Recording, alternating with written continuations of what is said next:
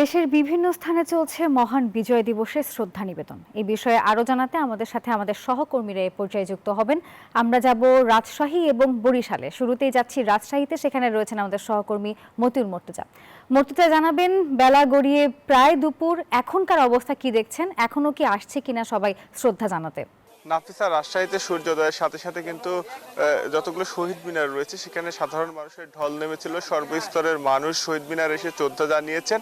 বিভিন্ন রাজনৈতিক, সামাজিক, সাংস্কৃতিক সংগঠনের পাশাপাশি মানুষের পরিবার, পরিজন, আত্মীয়, বন্ধু বান্ধবদেরও কিন্তু শহীদ মিনার এসে পুষ্প স্তবক অর্পণ করছেন। আর এই মুহূর্তে আমরা আছি রাজশাহী বিশ্ববিদ্যালয় কেন্দ্রীয় শহীদ মিনারে। এখানে এখনো প্রচুর মানুষ এসেছেন পরিবার সহ। তারা শহীদদের প্রতি শ্রদ্ধা জানাচ্ছেন এবং তারা বলছেন যে শহীদদের যে আদর্শ, যে আত্মত্যাগ, সেই মহিমায় একটি স্বপ্নের যে বাংলাদেশ, সেই মুক্তিযুদ্ধের চেতনার যে বাংলাদেশ, সেই বাংলাদেশ বিনির্মাণে তারা ভূমিকা রাখবেন, তারা কাজ করবেন। আর রাজশাহীতে সকাল 7:30টা থেকে বিশ্ববিদ্যালয়ে কেন্দ্রীয় শহীদ মিনারে পুষ্পস্তবক অর্পণ শুরু করে বিশ্ববিদ্যালয় প্রশাসন। এরপর বিভিন্ন বিভাগ, আবাসিক হল, বিভিন্ন দপ্তর, শিক্ষক শিক্ষার্থীরা পুষ্পস্তবক অর্পণ করে এবং দুপুরে আলোচনা সভা অনুষ্ঠিত হয়েছে। বিকেলে রয়েছে সাংস্কৃতিক অনুষ্ঠান এবং তারপরে কিন্তু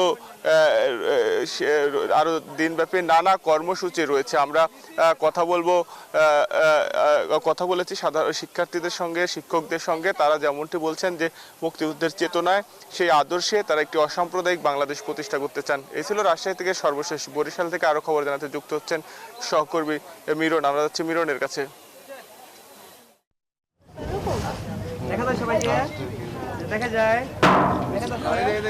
মুর্তজা, আপনি যেমনটা জানাচ্ছিলেন যে সকাল থেকেই যে মহান বিজয় দিবস উপলক্ষে রাজশাহীর বিভিন্ন স্থানে মুক্তিযোদ্ধাদের যে সম্মানে তারা শ্রদ্ধা জানিয়েছেন, সেই খবর আমি আছি এই মুহূর্তে বরিশাল কীর্তনখোলা নদীর তীরে। সেখানে অদম্য, অর্থাৎ বিএনএস অদম্য উন্মুক্ত করা হয়েছে যুদ্ধ জাহাজ, যেটা জনসাধারণের জন্য উন্মুক্ত করা হয়েছে। তারা এই যুদ্ধ জাহাজ দেখে অনেকে উদ্বুদ্ধ হচ্ছেন এবং তারা দেশের কাজে আত্মনিয়োগ করবেন, এমন কথা আমরা শুনেছি। আমরা একটু আগে কথা বলেছিলাম এই জাহাজের লেফটেন্যান্ট কমান্ডার আরিফ হাসানের সঙ্গে। তিনি বলেছেন যে এই যুদ্ধ জাহাজটি বাংলাদেশেই তৈরি হয়েছে এবং এটি মূলত উপকূল এলাকা এবং মূলত নৌপথ এবং আমাদের সমুদ্র সীমা রক্ষার জন্য এটি কাজ করে আসছে এবং সেটা দেখবার জন্য উৎসুক জনতা কিন্তু ভিড় জমিয়েছেন। আজকে 12টা থেকে কীর্তনখোলা নদীবন্দরে এটি রাখা হয়েছে এবং 4টা পর্যন্ত উন্মুক্ত থাকবে।